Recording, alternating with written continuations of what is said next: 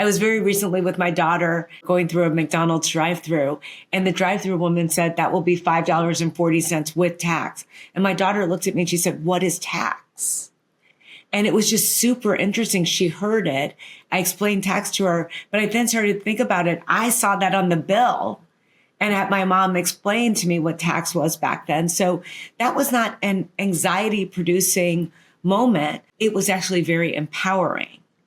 And to this day, even with my daughter, who's very young, first of all, she got her first debit card yesterday. She's 11. But I want her to have the training wheels before we give her a credit card years from now when she goes to college, and we have no way of controlling how she is handling what some have called a weapon of mass destruction. So I want to make sure that that training starts very, very early and is very, very smart. It's a very finite and small amount of money that is directly attached to my account, but it is to get her both empowered and to get her to understand.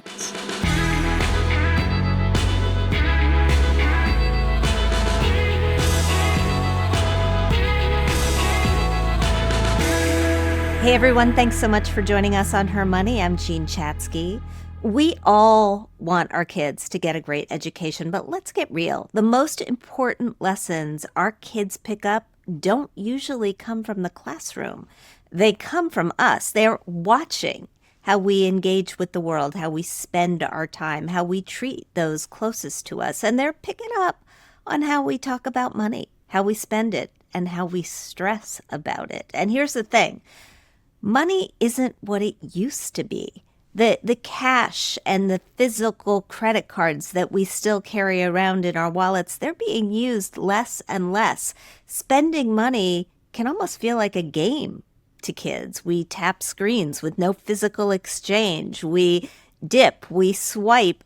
That's why understanding money, what it is, where it comes from, how to use it wisely, has never been harder or more important. And learning about money, believe it or not, it can actually be fun if we do it the right way. No one knows that better than my guest today, Mellody Hobson. She is a trailblazer in the financial world, the co-CEO of Ariel Investments, former chair of Starbucks, and now the author of the new book, Priceless Facts About Money. From the beginning of time to the coins in your couch. She is here to share some of the weirdest and wildest facts about money and why teaching kids about money early on is one of the best gifts you can give them. And by the way, if you want to hear more about Mellody's incredible journey, my friend Karen Feinerman had a great conversation with her on how she does it, which exciting news is coming back for season 2. Mellody, welcome to the show. Thanks for having me. What made you want to write this book? Was there some weird series of facts about money that you have been collecting for years? I wanted to write this book because I really have been obsessed with this idea of financial literacy. And I thought the gateway for financial literacy for our society would be children. Because I thought the best way to do it is to start by basically teaching children the language of money so they become very, very familiar with it. So you're trying to get parents to read this book to their kids so that everybody learns together? Correct. I thought that that would be the way to do it, especially, we don't learn about money and investing in school in America. Yes, we learn math, but we don't learn about a lot of the basics, even when you talk about elite colleges. I make the statement all the time. You could take woodshop or auto in a high school today and not a class on investing. And it always leads me to ask people, who's whittling in their spare time? Who's cleaning their own carburetor? No one.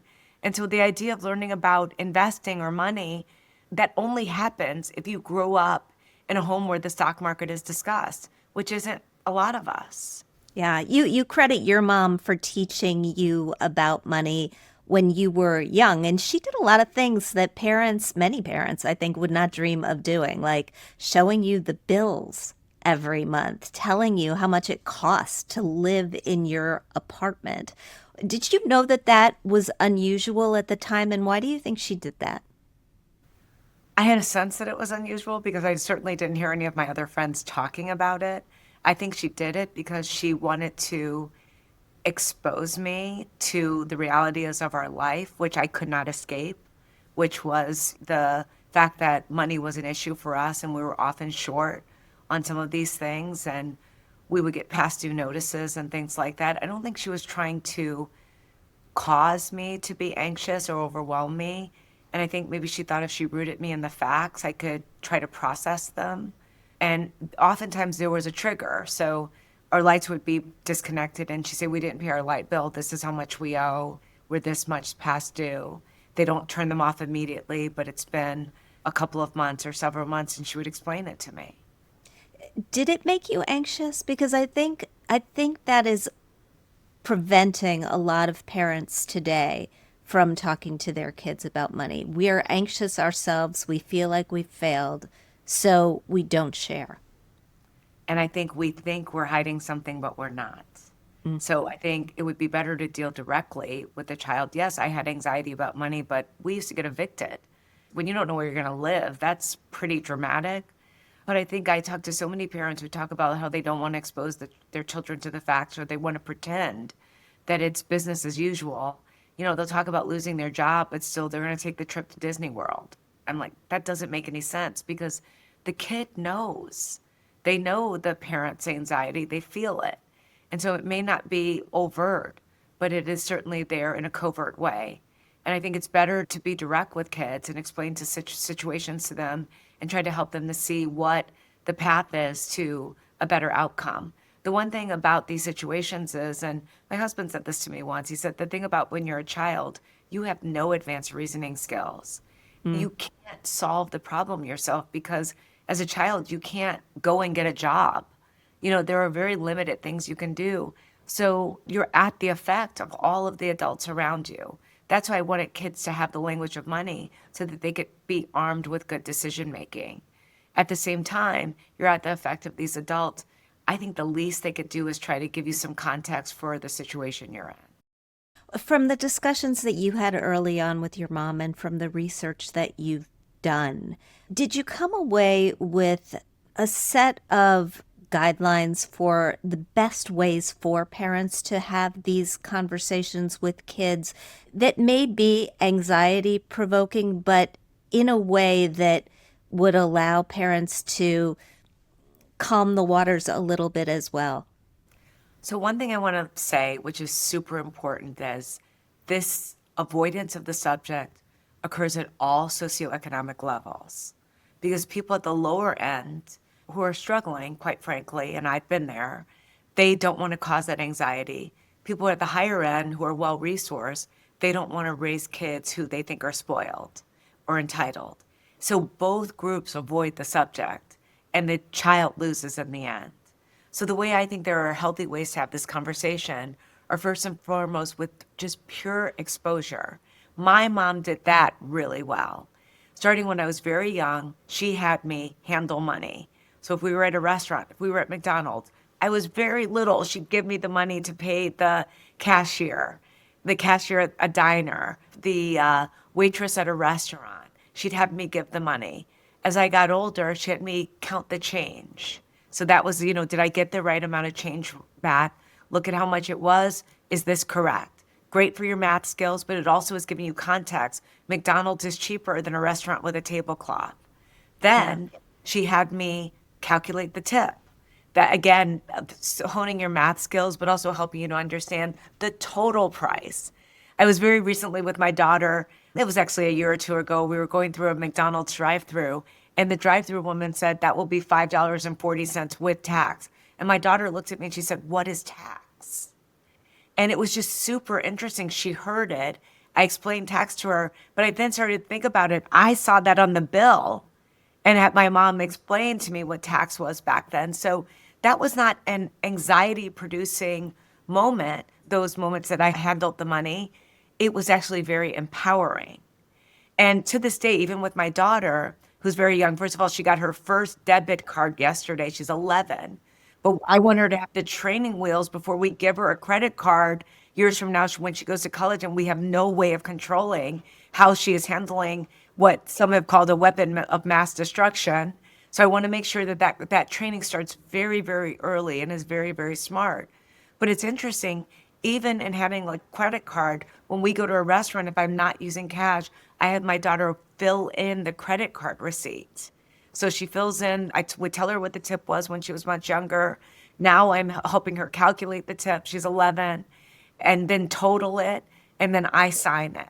And now with her own debit card, I explained to her, I said, you're going to be signing it. It's a very finite and small amount of money that is directly attached to my account, but it is to get her both empowered and to get her to understand. Yeah, I did the exact same thing. I mean, your stories, Mellody, they're bringing back memories for me. We had a family piggy bank. When I was a child, my parents would put half dollars in, quarters in. My father was a college professor, so we grew up with definitely enough money, but not a lot of money. And I vividly remember sitting in a circle with my brothers and my parents and opening that pig after years. It was the money that we were going to use for the ride tickets at Disney World. And we sat there and we counted it out together. And it was such a memorable but also valuable experience that this was a goal that we had talked about for years. My kids got their first debit cards at 12. My daughter will be 12 soon. Yeah, we opened linked savings accounts at the bank to my account so I could watch the flows of funds. And they got their allowance that way for a very, very long time. But we know that research actually suggests 12 is not soon enough, right? Kids' money habits are formed starting at around age 7. So how do you start even younger to talk to them in a way that keeps them engaged? Well, that's why I wrote the book. One, I wanted to make the book fun, funny, fact-based, and to really give them the knowledge. I show you how you can start really young. So my favorite way, which you can start with a 4 or 5-year-old, is barter. And the idea of having them assign value to something. So you're making a trade. In the book, I'm trying to trade a drawing of an airplane for a cupcake. And John has drawn the airplane. John Rogers, my co-CEO, is my sidekick in the book. And I've made the cupcake, and I'm trying to get his airplane drawing. And he says, but if I give you my drawing, you'll have the drawing forever. And I'll eat the cupcake and it'll be gone. So he's starting to put a value on the drawing. That is exactly what I want kids to do at a very young age, because there is a difference between price and value. And having a child understand that very, very early is a big deal. Everything that is expensive is not valuable, and everything that is cheap is not worthless. And so when they start putting value on things, that shapes their view of money in a fundamental way. And as I suggested, you can do you want a cupcake or a Barbie? I can tell you all the ways you can do it to create that choice, that dilemma for a child that ultimately starts them down a path of valuing their possessions or valuing experiences and the like. What were some of your favorite trade-offs that you asked kids to value as you were doing this work? Because I think that money is always a limited resource, no matter how much or how little money you have, which means there are always choices to be made, whether you're 4 and you're choosing between wearing the red shirt and the blue shirt, or you're 40 and you're choosing between saving for college and saving for retirement, right? I mean, there are always these choices. So is there a framework that you use to set this up for children at various ages? I think that you can start by I think food, candy, those things are one bucket. And, every child wants that. You counter that with, again, something that is more lasting. It could be a toy. So something that's immediate versus something that they're going to have for longer. It could be some kind of trade around time on a screen. So do they play a certain kind of game?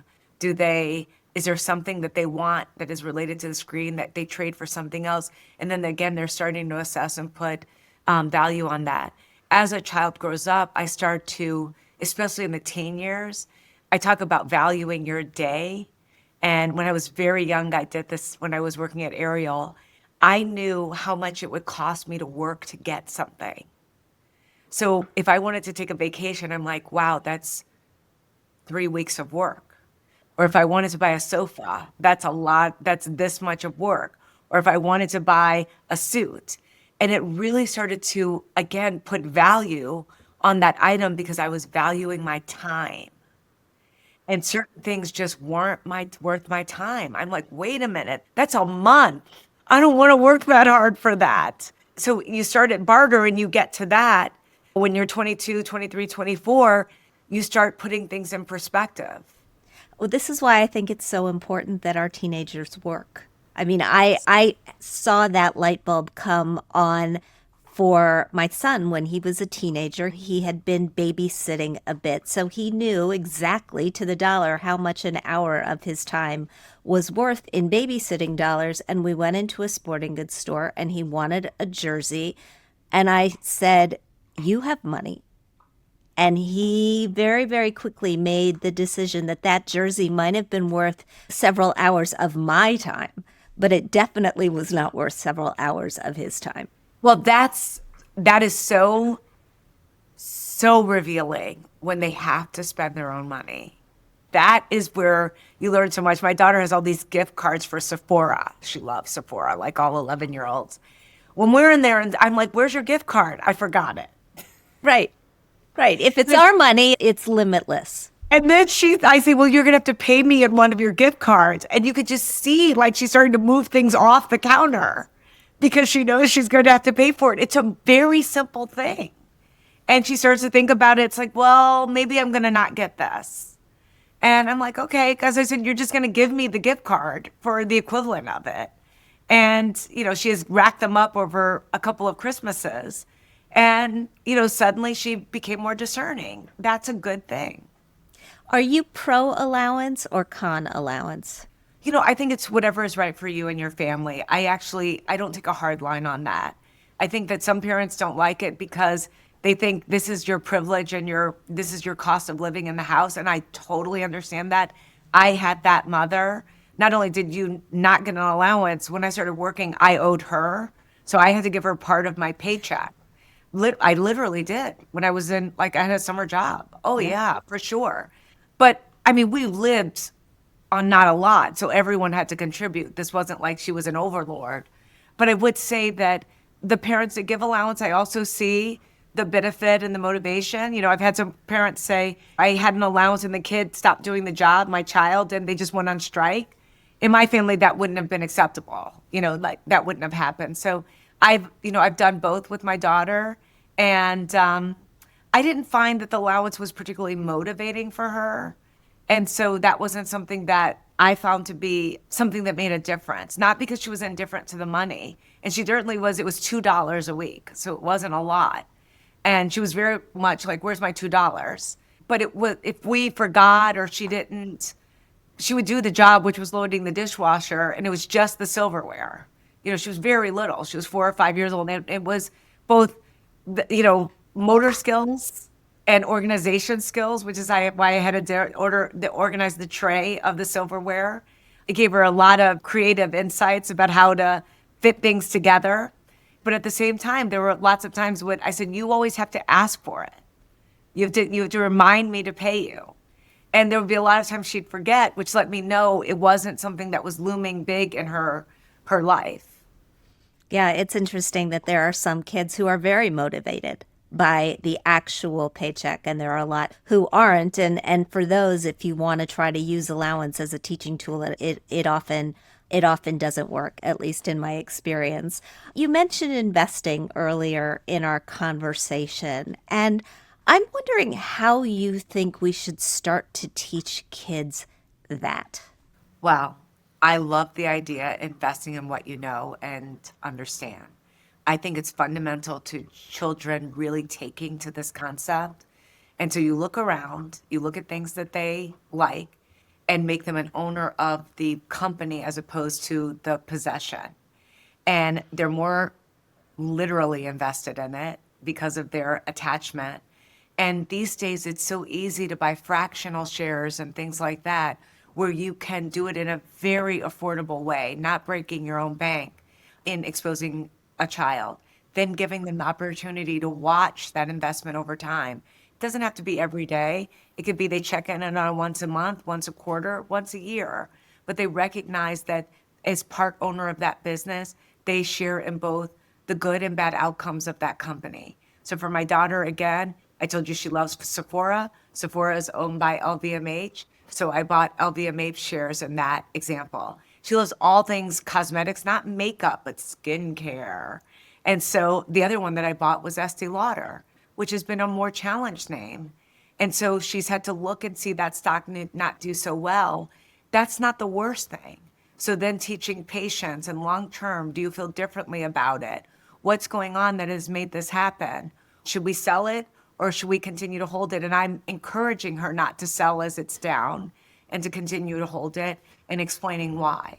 For the first time in years since the pandemic, we've actually made some headway, a little bit of headway in the number of states that have mandated financial education. I live in Pennsylvania. Pennsylvania has a newly enacted mandate. It's not countrywide. I wish in this respect we were Canada and had a national financial education mandate. What do you think it's going to take for us to get one? And what should we be doing in the interim? I don't see a national mandate coming. I think it's state by state. The educational system has just been, that's the way it works. It's been decentralized at the state level. So it has to be at that level. I think there are more than 30 states now that have those financial literacy curriculums or mandate financial literacy. The issue is, I don't think a lot of states have cracked the code on the actual curriculum. I think they lean more towards home ec, how to read a utility bill, how to read a light bill, how to write a check, than what I'm talking about, which is investing, understanding the Dow, the NASDAQ, the S&P, a mutual fund. What options will you have when you get your first job and you are selecting your 401k plan options, which is going to be essential to your ability to retire comfortably? All of these things that are big decisions that people have to make, often very early on without a lot of knowledge. I want the curriculums geared more towards those issues. One of the interesting thing is, and I think social media is largely to blame for this, but maybe just the media in general. A recent study showed that Gen Z's benchmark for financial success is earning $600,000 a year. I mean, it's just baffling. Why do you think this disconnect exists? And what do you think that parents can do to explain to our children the real world? I mean, should we do as your mother did and open the books and show them the bills? Or are there other ways to go about it? I have to tell you, I think that is the only way. If you know what it costs to live and you have a sense of what the median income is in this country, which is something that can be explained over time, you then have a context for how ambitious $600,000 is or how easy it will be. And so I think these are things that are not, and that might be tied to what profession you choose. There might be a whole host of things that make that more likely than less likely. And so I think the only way you can do that is you have to know. And the only way you can know is you have to be exposed. And it's all around us. The one thing about money is it is essential to every single person's life. If you are in an African village or you're in Chicago, you still have to deal, it's like oxygen. It is an essential component of living. Now, there are varying degrees of amounts. One person might be living on $2 a day and the other person might be living on $250. But the point being that no matter who you are, you have to pay for things to live. And so understanding what things cost is fundamental to me. It's like people saying reading is fundamental. It is. But understanding what things cost is fundamental to being a person who lives in our society. The earlier you can get that perspective, you will be better informed to make the choices that will lead to the life that you want. I want to wrap up this conversation with just a few of the fun and interesting and funny facts that you peppered your book with. What are your favorites? I mean, what is your blow your socks off money trivia, money facts that sort of made you chuckle or laugh out loud as you were putting this book together? Oh my gosh, I have so many, but they're all over the place of the facts that I love so much. I mean, some of them are just like, I had no idea that bankrupt came from Italy And it had to do with each family having a bench. And if you couldn't pay your bills, they would go and break your bench. And that became the idea of being bankrupt. Or where all the money slang came from, like the bacon. Bringing home the bacon was because of greased pig contests at country fairs. And the person who caught the greased pig brought home the bacon. Or bucks, which were the concept was you couldn't make change for a deer. And so when you tried to trade, you couldn't trade a leg, so you started to trade the skins, and the skins got to be smaller. And that's where we had the concept of a buck. Or cheddar, which is tied to World War II, where people were given care packages who were financially distressed. And the cheddar cheese was the most expensive thing or valuable thing in the food care package that people received after the war. So cheddar became a nickname for money. Or when you talk about people they talk about dead presidents, all the people on money are not presidents. So it's a misnomer. I mean, there are so many things that I just found to be so fascinating. Crane, the paper company, is the sole source supplier of both paper and ink to the U.S. government for our money. Sole source supplier. If you walk into a bank and you take more than half of any bill, they will replace your bill and give you a new one. Yes. Why more than half? Because if it were just half, people would cheat the system and try to take half of a bill to two different institutions and end up with double the money. So you have to have more than half, and any bank will replace the bill that you have. Since you've been diving into these facts for such a long time, I just want to know, what do you think about retiring the penny? Okay, why retire the penny? And I talk about this in the book. The 1 cent is less than it actually costs to make a penny because of the metal component and how much metals have gone up. And the penny hasn't been reformulated. So many people say the penny is a nuisance, people don't like it, and it's expensive. That's hilarious, right? The penny is expensive. I guess I am old school, so I'm good with the penny. I'm good with the penny too. And if you haven't seen it, you should Google on the website Houzz, Houzz. There's a floor that was tiled in pennies. And it is so beautiful that they should not retire the penny for that reason alone. Mellody Hobson, the book is Priceless Facts About Money. Thank you for being with us. Thank you so much for having me. You know I'm a huge fan of yours. Right back at you. It's always nice to see you.